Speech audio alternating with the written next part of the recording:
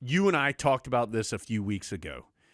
It was fair to assume that there was going to be a lot of movement in the spring portal for the Tar Heels. I will say, I think there might even be more than I thought there was going to be, even in saying that I was anticipating a lot. The reason for that, in my opinion, is at least twofold and maybe threefold. One, and again, we talked to Bubba about this, and he's more eloquent about it than I can be. But the landscape of college athletics has been so inconsistent and changing so frequently. There is some hope that with this House settlement that is coming in the very near future, that will stabilize some of this uncertainty. I don't think it's going to fix everything, but I do think it will help provide some stabilization. So a lot of people, players and teams, are trying to get things done before that happens to put themselves in the best short-term position. And so, especially from the player side of things, this is likely going to be like the 2 months where your value is as high as it may ever be in your entire life as an athlete. And so a lot of these players, understandably, are taking advantage of that. The best way to take advantage of that, of course, is to become a free agent. How do you do that? You go in the portal. So that is very much in play. I think we've seen it from some Carolina guys and some guys that were anticipated to have big years for the Tar Heels. That's point one. Point two, of course, is just the fact that there is a new coach.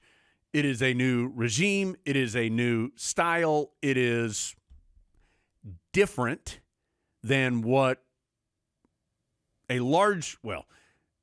majority of the players on the team, it is different than what they originally came to Carolina for as far as the staff is concerned. Doesn't make it better, worse, just different. And so I think it's very fair to assume that some guys may go, hey, you know what? I like this.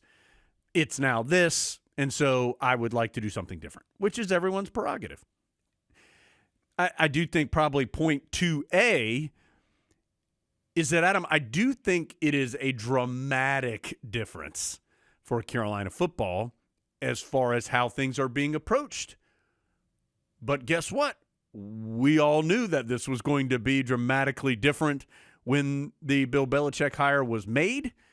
And so I find it very difficult to understand people who, A, absolutely love the Bill Belichick hire, absolutely have been saying they got to change the culture of this program, and now B are going, well, wait a second, I didn't want it changed like this. You can't have both. I guess you can try to have both, but I think it's a little disingenuous too. So I think it's those things. It's this mad dash for cash, Adam, in the portal.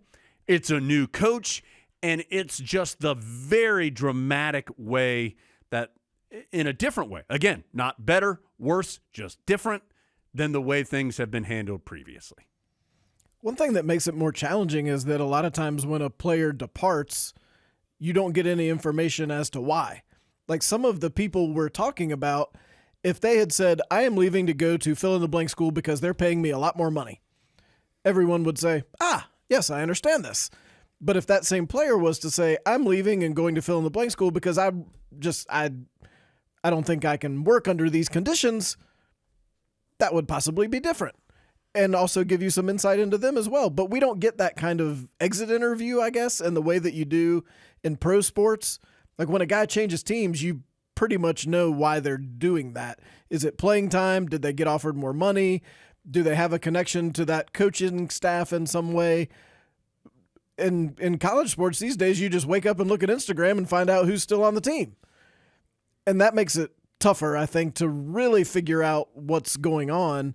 But I do not deny in any way that it is extremely frustrating to have watched some of these players develop and feel like that is someone I have some sort of connection to, some of whom have been in here and have been great in here. And you think, that is a Carolina guy. And then you wake up on a Monday or whatever, and they're not a Carolina guy anymore, and you're not 100% sure why. And I think understanding the why would be helpful, because no one begrudges someone making more money. You should do that if you can, especially in this environment. But if there are other reasons, you'd like to know about that also. But I think what you said is 100% right. Imagine you took a job under someone who was like a 1 on a scale of 1 to 10 of bossness. And then that person left and the next guy is a 10. And you feel like you're more of a 1 guy. Well, you would take a different job. There's nothing wrong with that. Meanwhile, new boss is going to get in some more 10s who want to work under those conditions and feel like they can thrive under those conditions. We're just seeing it all play out publicly in a way that we probably would not have in previous times. So a lot of movement for sure. I think also one other point is it's always harder. Well, a couple things. And we say this every year that the portal's been around.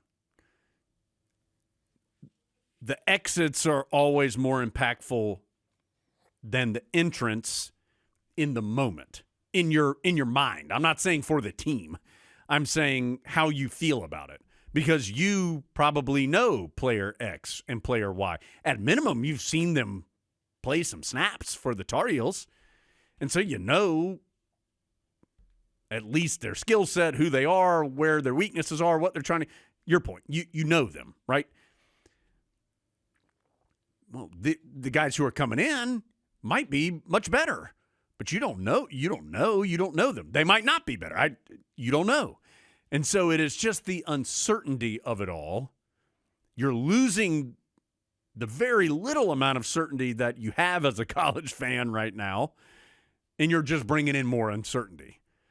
And unless it's a player that you have seen play on TV for Team X, and they're a very widely known, like you know their game just because you're watching them, if it's not somebody like that, then you don't know. Which is why the countdown to the TCU game is on, Adam, because that is when we will start to know, and it is when some of these questions will be answered. Not, of course, the final answer, because you've got the whole season of growth and development to go, but it is where you can at least start to get some answers. I think we're getting to the point that like these past couple years, when someone leaves, you're sad because you think, oh, he's a Tar Heel. I think we're getting to the point that when someone leaves, you don't have that affinity for them because they just stopped by. Well, Carolina football has seen some guys who just showed up before spring and then left after spring. Or they signed for the Heels and then about 6 hours later decided to go somewhere else. Or Carolina has someone coming in who's been at 3 different stops but hasn't played it down. So it is as volatile as a time as there's ever been. The best news for me out of the Bubba interview was that he gave me some hope that this is temporary, and you'll hear him talk about that. While we are talking about football, so before we get to basketball, let's talk about the Tar Heels in Ireland, Adam. And Bubba will talk a little bit about this as well. Had the press conference on Wednesday. You moderated that. I moderated the heck out of that press conference. I mean, if you didn't see this press conference, it was a collection of stars. Yeah. We had Bill Belichick, the head football coach, Bubba Cunningham, the athletic director, Lee Roberts, the chancellor. That was on one side. Then Jones in the middle. And then on the other side, we had John Anthony from Anthony Travel. By the way, I really like John Anthony. Just talk to him a little bit. What a pleasant guy. The Lord Mayor of Dublin. Emma Blaine. Lord Mayor. She's awesome. Now, I'm going to say something that's going to hurt everyone's feelings out there. If Adam had been in town, we were going to get the Lord Mayor on the pod. We got plenty of time. We got over a year. She's awesome. She could fly us over on Aer Lingus who You talking about the proud partner of the Aer Lingus College Football Classic that's occurring in Aviva Stadium on August 29, 2026, Carolina and TCU? what was his name? Bill Byrne, Bill Byrne, the president of Aer Lingus, senior vice president. senior vice president. Old Bill, no messing around. I liked him. Yeah. Also, not as Irish as I expected him to be, by which I mean not Irish at all. Yeah. Yeah, the consul general of the southeastern United States from Ireland. What a press conference it was. And you were just running point on this thing. You were like Raymond Felton, like directing the traffic. I got to say, this is the first press conference I've ever moderated. I kind of liked it. I kind of liked being able to be like, yes, okay, yes, boom, boom, boom. I felt like the White House press secretary up there. I'm just like pointing people out. You go, no, not you. Yes, boom, yeah, no follow-ups. I kind of liked it. What's the toughest part of press conference moderation for those of us who have never done it?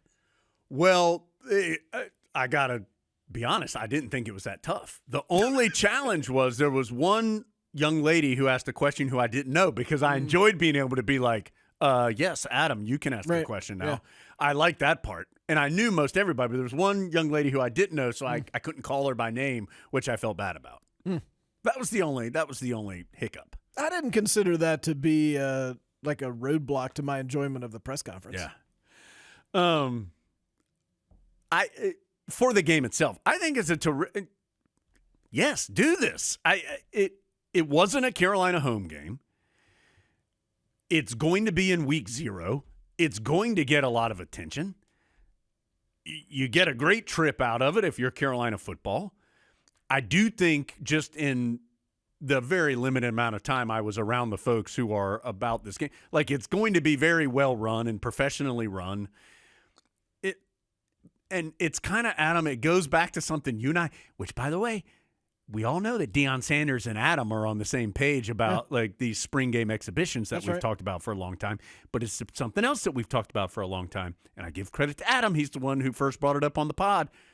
Like, this is like what bowl games used to be when bowl games were good.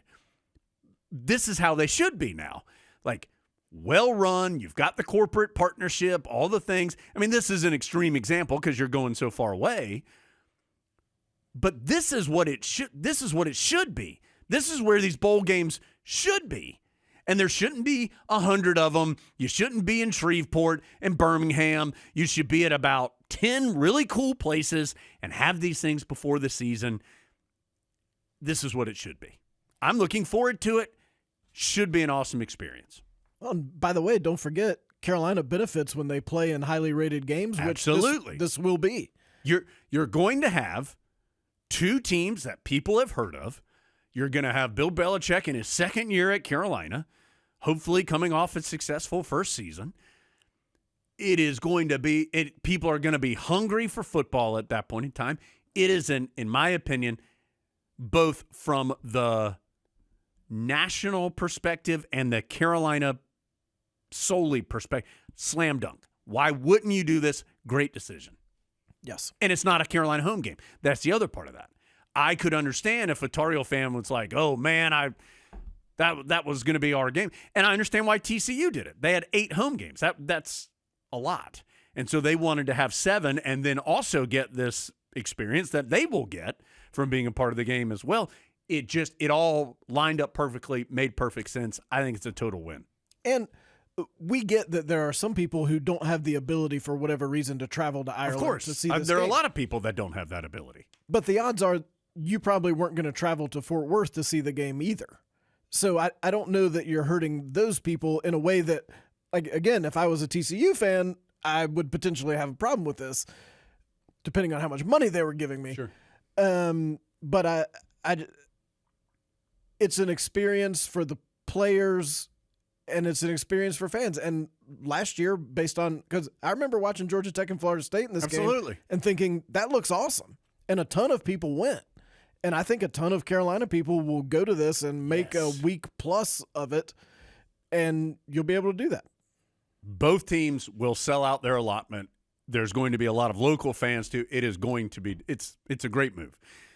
Are there going to be some people like our friend, like, was it Mikey and DFW who there's going to be some, like, Tar Heel fans in Dallas or something that were going to go to the game that maybe can't go to this. And that absolutely, I get that, and that does stink. But I think, unfortunately for those individuals, I think the larger picture is a better payoff for the Tar Heels in total in this particular instance. Program-wise, you can't turn this game down if you Right, give no. the opportunity. Right, yes, you have to take it. So looking forward to that. Should be a lot of fun.